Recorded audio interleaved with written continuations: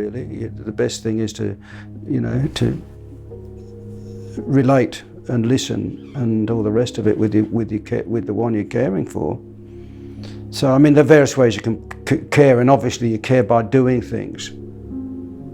But I think you've got to spend time with them as well, listening to her carefully.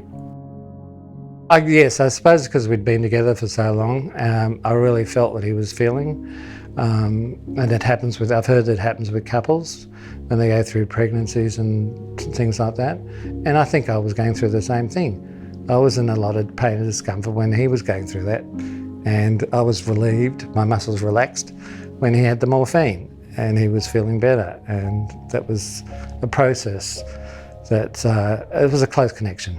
It was an indication of how close our connection was prior to treatment.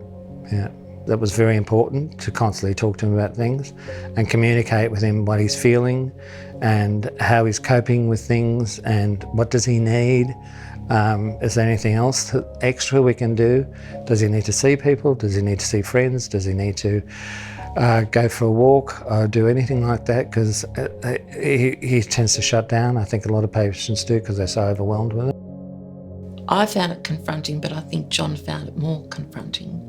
And I think the radiotherapy he found more confronting because there was a lot of people very sick.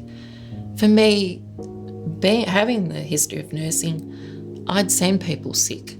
I've nursed sick people. I've dealt with people dying. For him, it was quite confronting.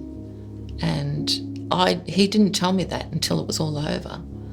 So I think sometimes you need to ask the question about, and I never thought of asking, do you see other sick people when you're in there? But sometimes he would tell me, he'd say, oh, I saw somebody today that was just so sick, And I hadn't really thought that how he must feel seeing those people because, it's different for his eyes than mine, yeah. I think just asking questions. So ask how they're feeling. Like, don't be scared to ask how they're feeling. And if they are, feeling crap, ask, what can I do to help? Can I do anything to help? And sometimes you can't do anything to help.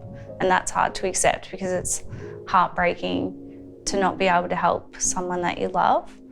But, if there's something small that you can do to help them, you'll do it in a heartbeat. So I think asking questions really helped me understand what Tim was feeling or what he needed as well. And then you get to learn, okay, well, if he's doing this, maybe, I need to get him outside for a walk because I know that helps him feel better. So I think, over time you just learn the way they're behaving, what you can do to help.